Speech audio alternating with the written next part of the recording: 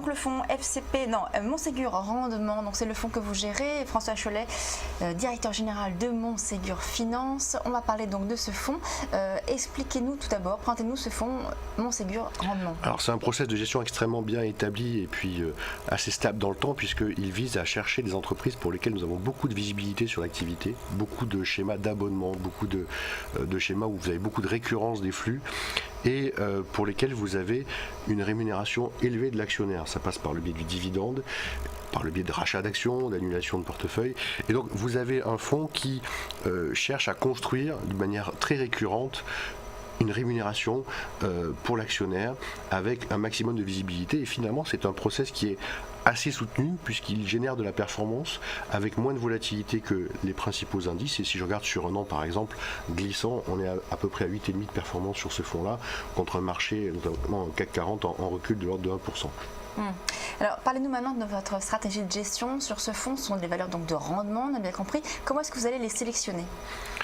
Alors, le piège à éviter, et c'est un des aspects significatifs du travail, c'est d'essayer de faire en sorte de ne pas tomber dans des valeurs qui sont des pièges à rendement. C'est-à-dire que vous avez des entreprises qui voient leur cours de bourse chahuter sur les marchés et pour lesquelles le dividende prend une part de plus en plus importante par rapport à des difficultés inhérentes à leur activité.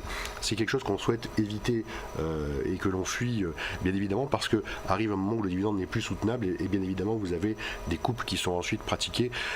En revanche, on arrive à trouver sur le marché des entreprises pour lesquelles vous avez une croissance, même modeste, des bénéfices et du chiffre d'affaires. C'est vraiment une activité qui ne nécessite pas beaucoup d'investissement pour être maintenue sur une phase de légère croissance, sur des métiers matures, beaucoup de visibilité et une rémunération qui reste assez significative. On parle de portefeuilles sur lesquels aujourd'hui on a des rendements moyens au-dessus de 5% en termes de dividendes.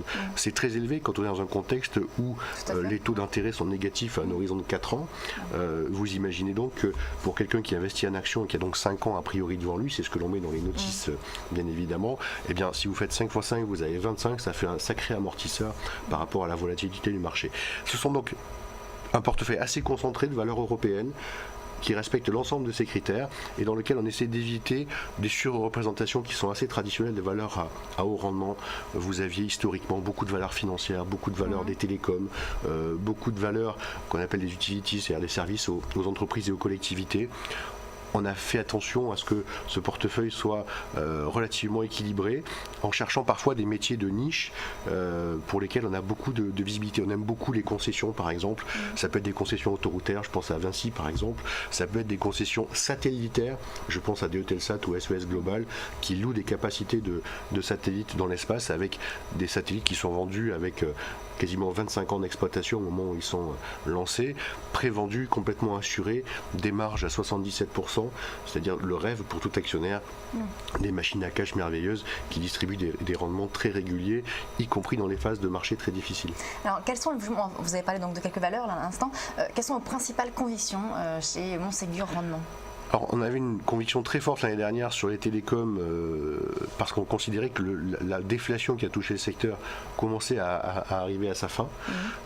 La performance d'Orange en 2014 nous a donné largement raison. Alors c'est une ligne qu'on a un petit peu coupée puisqu'elle avait pris une part très significative. Aujourd'hui, on la conserve bien évidemment, mais on irait plus sur des entreprises, je dirais comme, je citais Vinci, je peux citer aussi Nexity par exemple, qui est une des principales convictions du fonds dans la promotion immobilière. Oui, c'est une des plus importantes lignes, elle fait 3,7% du fonds, c'est un montant assez significatif. Et puis des valeurs parfois un peu cycliques. Je pense que par exemple en matière de valeurs pour lesquelles on peut avoir une modeste croissance du chiffre d'affaires et qui va pouvoir bénéficier de la baisse du prix des matières premières d'une manière très importante, un titre comme Michelin peut parfaitement faire partie des valeurs qu'on peut mettre en portefeuille. Dans le secteur financier par exemple, je pourrais citer des assureurs ou des réassureurs. Je pense par exemple à AXA, bien évidemment, qui est une des grandes compagnies d'assurance européennes, avec Allianz, que nous avons également en portefeuille pour des montants pas très élevés. Je pense à des réassureurs comme Score, par exemple, dont la recovery depuis maintenant une dizaine d'années est sans faille, avec un président, M. Kessler, qui fait un parcours extraordinaire, qui a évité tous les pièges des marchés obligataires sur les dernières années et qui a mis son groupe dans un ordre de bataille absolument magnifique. On a beaucoup de visibilité sur ces dossiers sur ces dossiers. Dans la santé, des valeurs comme Sanofi, Roche font partie des titres que l'on peut avoir en portefeuille. Et puis dans les utilities dont je parlais, par exemple Veolia ou Suez Environnement peuvent faire partie des titres que l'on peut avoir et dans lesquels on a un effet qui était très négatif il y a quelques années, puisqu'il y avait beaucoup de dettes sur ces entreprises-là. Ce sont beaucoup d'investissements qui sont en face des projets d'infrastructure. Aujourd'hui, où la dette se fait à des niveaux de taux d'intérêt extrêmement bas, vous avez un effet cette fois-ci positif pour les exploitations de ces entreprises-là. Et en l'occurrence, je pense que le parcours, que ce soit de Veolia ou de Suez Environnement, n'est pas terminé. Alors, ce sont beaucoup de grosses capitalisations. Hein. Vous avez parlé de AXA, Sanofi. Bon. Est-ce que vous avez également des plus petites, des moyennes oui, on a quelques dossiers qu'on aime beaucoup. Je pense à des dossiers comme Fimalac, par exemple, la holding de M. de la Charrière, qu'on accompagne depuis, je crois, 25 ou 27 euros, qu'elle est rentrée dans le portefeuille et qui fait un parcours magnifique avec un management qui continue en plus à racheter progressivement des titres sur le marché au fur et à mesure des publications et qui continue de céder la participation qu'elle détenait dans le groupe Fitch de notation pour se consacrer au spectacle vivant, puisqu'ils ont aujourd'hui une grosse activité de production de spectacles. Voilà, c'est un petit pépite qu'on aime beaucoup. Je pense à des foncières comme Clépierre par exemple, qui est spécialisé vraiment sur le fonds de commerce, c'est-à-dire sur le centre commercial, avec là aussi beaucoup de visibilité sur les revenus, puisque lorsque vous êtes locataire dans un commerce, le droit de bail est votre actif le plus précieux, et donc vous payez votre loyer quoi qu'il arrive. Le taux d'impayé est extrêmement faible, y compris dans les périodes. Une visibilité des revenus. Très grande visibilité et un taux de recouvrement magnifique. Vous n'avez pas beaucoup. Alors c'est vrai qu'on a beaucoup quand les marchés sont aussi volatiles, on va souvent faire des valeurs refuges en tant qu'investisseur particulier, en tout cas. Les foncières font un peu office aujourd'hui de valeurs refuge.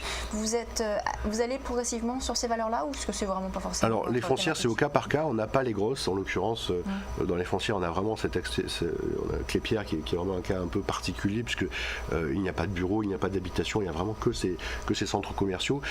L'idée, toute la difficulté sur les foncières, c'est que vous avez souvent des niveaux de valorisation qui représentent des primes par rapport à l'actif de la valorisation du portefeuille immobilier finalement, et donc en termes de valorisation, c'est pas toujours évident de parvenir à rentrer sur les dossiers dans un contexte où en plus le marché de l'immobilier est un peu tendu. Donc par rapport à cela, on est un peu prudent, si ce n'est encore une fois des cas un peu particuliers comme Clépierre. Merci beaucoup donc François Cholet, directeur général de Montségur Finance. À bientôt. On va marquer une pause et on se retrouve dans quelques instants pour la suite de Direct Gestion.